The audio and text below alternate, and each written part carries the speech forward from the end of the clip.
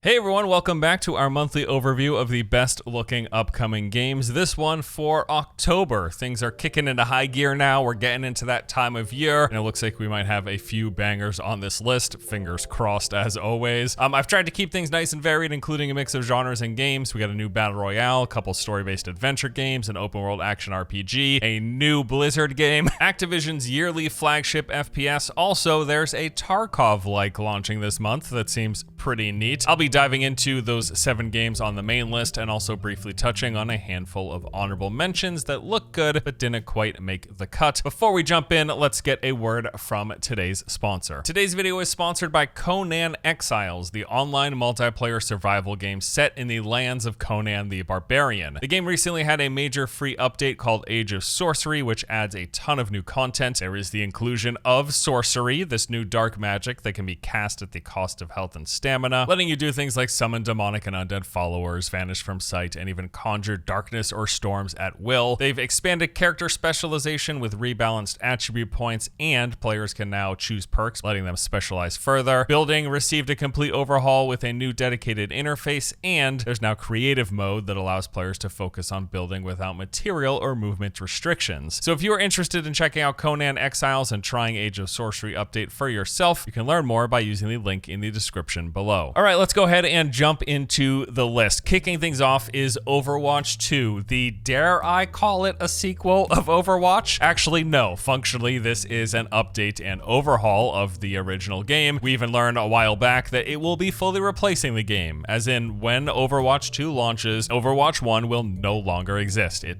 is just gone. In terms of what is new, the game will be getting the following changes. It's becoming a free-to-play live service title, so there will be no more box price as such, and now also has seasons. These will be free updates that come every 9 weeks, adding new content. Season 1 is already laid out. It will include 3 new heroes, 6 new maps, a new game mode, and over 30 skins, because of course they're skins. Subsequent seasons will have quite a bit less content, as a lot of this stuff is front-loaded for Overwatch 2's release. So for example, Season 2 will be adding 1 new hero, 1 new map, but of course more skins. As for the gameplay changes, PvP has shifted from 6 vs 6 down to 5 vs 5. With this, they've also reworked many of the heroes to freshen things up a bit, but also to balance around there being 1 less person per team. They've removed loot boxes, great positive change, so there will be no more spending on a random chance to get a skin. Instead, you'll be able to purchase them directly from the in-game shop. Maybe a negative aspect to this is, if the survey Blizzard sent out is any indication, skins could go for as high as $45 each. We'll see where this ends up falling for the full release though. Oh, and speaking of monetization, along with the new seasons, there will of course be a battle pass, which you will level by playing the game or by paying to skip tracks, unlocking various rewards and cosmetics along the way. Now, as for the PvE experience, which was like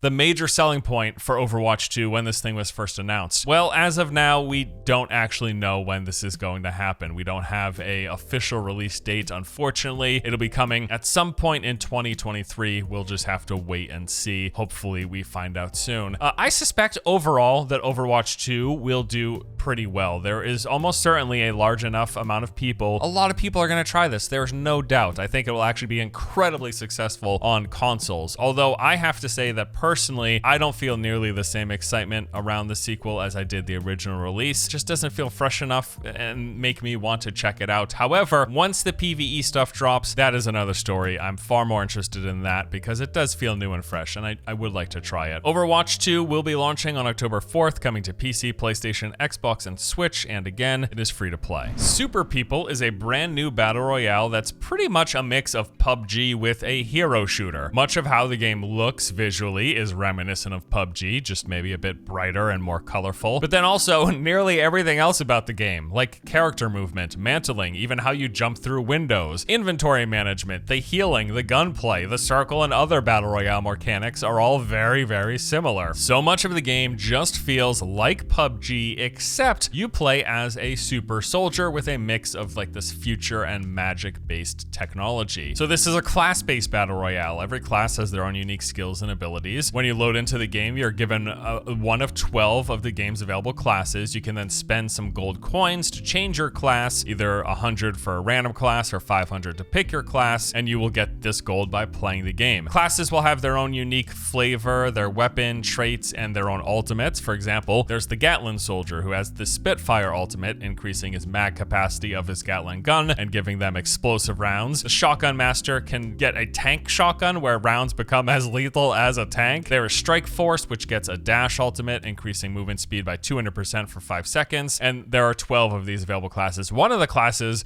abilities is to summon in like a Jeep. So very interesting ideas here. So it's got match-based progression as well. You will unlock new abilities and your ultimate as you play. You in fact build up the ultimate charge throughout the course of the match. Doing things like surviving, taking out enemies, or collecting special resources will give you XP. As you level up, you unlock new stuff, eventually getting your ult. The more active you are, the better you are, the more you survive, the quicker you get this stuff. There's also, besides collecting loot like in other BRs, like finding weapons and consumables, it also has this system of super capsules, red, green, and blue. Each of these line up with one of your special traits or abilities, and collecting those colored capsules will level up that corresponding skill. There's also leveling up giving you boosts to your stats, like increasing your health and damage. And the game has a on-the-go in-game crafting system, where by collecting resources, you can make any of the available weapons, items, and armor to the point where you shouldn't really, if you're active, feel like you are outgeared come endgame. It's just more about playing consistently and collecting the stuff, because if so, you'll be able to make what you need. So this game has gone through several rounds of beta testing over the past year and is now officially entering Steam Early Access. With the Early Access release, they have said, quote, "We will be especially focusing on balance between classes, TTK, and in-game economy based on the data we've collected. Optimization and security are also one of our top priorities." Beyond that, they're adding a brand new game mode as well as a new class. Super People enters Steam Early Access on October 11th. The game is free to play and will of course have plenty of microtransactions. A Plague Tale Requiem is the sequel to 2019's Plague Tale Innocence. The game looks to be taking what made the original so successful, and it was, and they hope to build upon it. From the visuals, the storytelling, the level design and world, to its gameplay and mechanics, everything looks to have been improved. I say that because I played the game myself a couple of weeks back for several hours and came away pretty impressed, honestly. I made a video all about the experience if you want to check it out, but let me sum it up for you here. So the story takes place 6 months after the first game. Amicia and Hugo, who are the two main characters, have left their home, headed out for a new life, but things don't go as planned, and they're surrounded by enemy soldiers and this overwhelming swarm of rats. It is a narrative-driven adventure game, so you're spending your time moving through the world with gameplay woven in between the story. Generally, it'll look something like this. You come to some location based on where you are in the world. You'll maybe speak to some NPCs, or something will happen. You'll watch a cutscene, and then, oh no, there's danger, and you either have to hide, run, or fight before moving on to the next. In terms of the gameplay, it's a stealth title through and through. You spend most of your time doing a mix of navigating the environment, solving puzzles, and some light combat. Much of your time will be spent like hiding behind objects or concealing yourself in grass, staying in the shadows as you survey the area and plan your course of action, whether that means sneaking around the enemies, utilizing objects in the environment, or taking them out at close or at range. You'll use a lot of range, actually. That is the primary method of dealing with things, I found. And for the most part, the gameplay is in service of the story. This isn't like a high-octane, non-stop action sort of game. No, you're playing through and experiencing the world and its story, the evolution of these characters and the things that they're going through. That is this kind of game. And to that end, I think they've done a fantastic job based on what I've seen. I've really enjoyed my time with it. If you like narrative-focused adventures, this is absolutely one to keep an eye on. That said, it did have quite a few performance issues in the build that I played, chugging on a fairly regular basis, and I have a pretty beefy PC, so hopefully this is something that they can fix by the time this game releases. A Plague Tale Requiem launches on October 18th. It is coming to PC, PlayStation, and Xbox for $49.99. The Uncharted Legacy of Thieves collection is a bundle that includes Naughty Dog's critically acclaimed single-player stories from both Uncharted 4: A Thief's End and Uncharted: The Lost Legacy. These are essentially beefed up, enhanced versions of both of those games, finally making its way to PC. The collection comes with multiple modes and PC-centric enhancements such as improved UI, the addition combination of scale sliders, GPU and VRAM detection. They've also added auto pause, variable load speed support, and a bunch of other stuff. Bunch of things for you to tweak and play around with. So this collection actually launched on PS5 earlier in the year, and reviews were pretty good, as it is basically those games but better. Like I said, it's also finally now coming to PC this month. That's why this is on the list. And it's because mainly I'm happy to see that Sony is finally bringing some of their best big budget titles over to the PC platform. Even if it takes them a while, I'm glad we're finally getting these games here. However, unfortunately, just like with the recent remake of Last of Us, the Uncharted Legacy of Thieves collection is notably missing the game's multiplayer modes, and this is a bummer. At least like with The Last of Us, they had the excuse of also working on a standalone multiplayer game in that universe. There's gonna be a Last of Us multiplayer title on its own 2 feet. As far as I know, there is no such thing for Uncharted's multiplayer coming. They just didn't feel like including it in this bundle. They didn't feel like upgrading those multiplayer modes. And I know that multiplayer isn't the main selling point of The Last of Us or of Uncharted, but both of them did have dedicated fan bases. So for those people, it's a shame that they just decided to leave them out of these remasters. That's it really. But if you're primarily a PC gamer and you never got the chance to play either of the Uncharted games, now is your chance. The Uncharted Legacy of Thieves collection comes to PC via Steam on October 19th for $49.99. Gotham Knights is an open world action RPG set in what the developer is calling the most dynamic interactive Gotham City ever. Playing as either Red Hood, Robin, Batgirl, or Nightwing, you will go out exploring Gotham, beating up bad guys, completing objectives and side missions, and doing a lot of what you do in other open world games. The city is divided into 5 distinct boroughs, each with their own problems to be dealt with, full of enemies and activities, with all sorts of events to tackle, like Mr. Freeze is controlling the weather and attempting to ice everything over in one borough, or there might be a gang of vigilantes hacking the city's infrastructure in another. There's even vehicles to ride, letting you move through Gotham quicker. There's also just a ton of traversal options, as you're able to climb most buildings and use grapple hooks, gliding, dashing, and even teleports to zip around. Combat is in the Batman Arkham styling, often referred to as free flow combat. It's focused mostly on melee brawling as you juggle multiple enemies at once. Besides the basics of attacking and blocking, you'll also have an array of special abilities, unique skills, and fighting styles for each of the 4 playable characters. Gotham Knights also has a lot of RPG progression systems. There's going to be a home base where you can pick up quests, craft and upgrade your gear, talk to the different characters. There's a full-on gearing system, pieces that will have different stats, rarities, and mod slots. And the game can be played solo, but will also support full co-op play with 1 other player. Bit surprising that with 4 characters in this game, they're not doing 4-player co-op. Must have been too hard technically.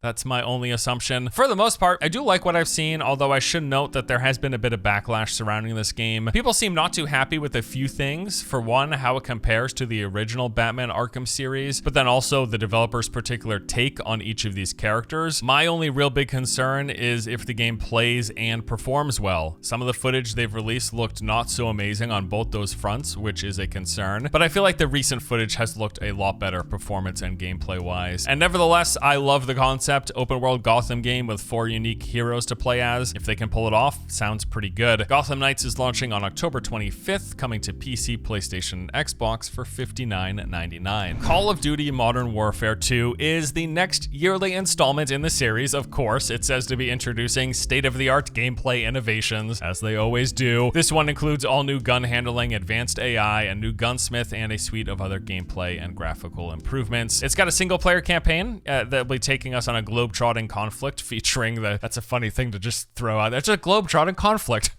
Featuring the return of Task Force 141, the game will also be launching with the much-loved cooperative Spec Ops mode. I played a ton of this in the early COD days and really enjoyed it. And of course, competitive multiplayer. That's like the staple, the backbone. But for me, what's most interesting is Modern Warfare 2's update to Warzone, the Battle Royale spin-off. It's going to be getting a brand new play space and a sandbox mode, and they've said that we can expect a bunch of free content post-launch, new maps, modes, seasonal events, community celebrations, and more. This is Call of Duty. You pretty much know what to expect here. I don't have a lot to say. There will be some new bells and whistles, a few mechanical changes, new locations, maps, and weapons, but yeah, it's COD for better or worse. If you like Call of Duty, here's another one. If you don't, this probably won't change that. Although the most that I've enjoyed the series in recent years was with that initial launch of Warzone, and I was really into it. I played it just about every single day for several months straight. It was a really fun time. I am curious to see if these updates to Modern Warfare 2 and how that changes Warzone could potentially pull me back in. I guess we'll see. Modern Warfare 2 launches on October 28th, coming to PC, PlayStation, and Xbox for $69.99. The new AAA base price, looking like it. And then finally on our main list is Marauders, a tactical first-person multiplayer looter shooter, but to be precise, this is sci-fi space Tarkov. The game is structured around the exact same extraction-based loop. Go into a location, search for loot, and try to get out alive. Do so, you keep what you find, die, you lose everything. Marauders, however, does have its own distinct look and setting. You're playing as a space pirate in this alternate reality where humanity is traveling the stars, basically using 1940s tech.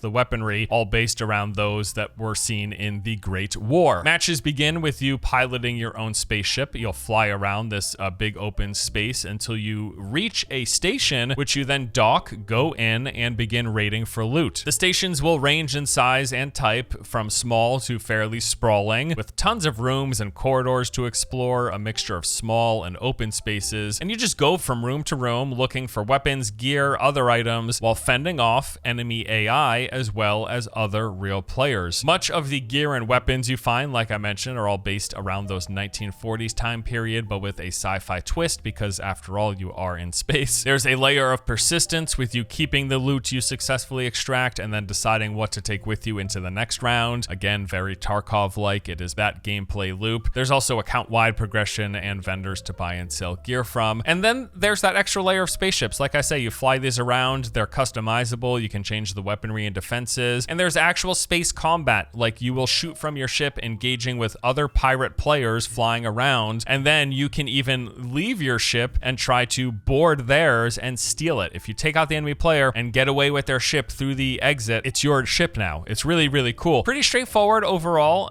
It looks to be the next in what is likely many years of games that take a crack at the Tarkov extraction formula. There's a few of these lined up on the horizon, and I actually really enjoy it. I briefly played the beta test of Marauders earlier in the year. Overall, I thought it was cool. The controls felt a little clunky, but I liked pretty much everything else, and I'm really hoping that they can tighten it all up for the upcoming launch. Marauders is set to release on PC via Steam for $30. This will be happening sometime in October. No specific day has been set as of this recording. Okay, so that is the main list, but of course, honorable mentions, other games worth keeping an eye on, include Asterigos Curse of the Stars. This is a Souls-like action RPG inspired by Greco-Roman mythology, but with a bright, colorful look. This actually reminds me a lot of Ubisoft's Phoenix open world game. This almost feels as well like a baby's first Souls game, and that might sound dismissive.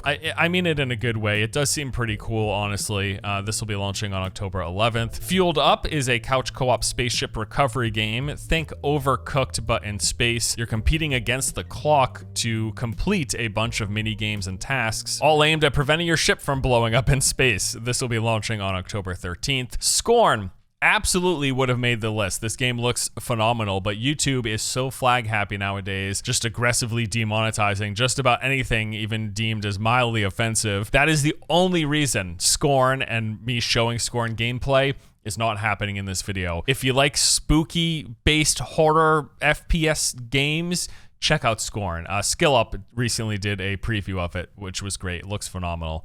This thing looks good. It's scary, but it looks good. Star Ocean: The Divine Force is one of the many upcoming Square Enix action RPGs, the latest in the Star Ocean franchise. This looks pretty cool, a tad dated, but it is what it is, launching on October 27th. And then finally, The Unliving is a dynamic roguelite action RPG. This is one of those indie games that's been getting a lot of buzz. You play as a necromancer running around with your armies of undead, messing stuff up and raising them back. This will be launching on October 31st. 31st. And that pretty much does it for this month's list. Some great looking games. Hopefully they turn out good in the end. Personally, I'm most looking forward to Super People, Gotham Knights, and Marauders. Although I would be interested in playing just about anything here, which is exactly why it's on the list. There you go. With that, we will wrap up today's video. Thank you so much, as always, for watching. Hope you enjoy the content, and I'll see you in the next one. Take it easy.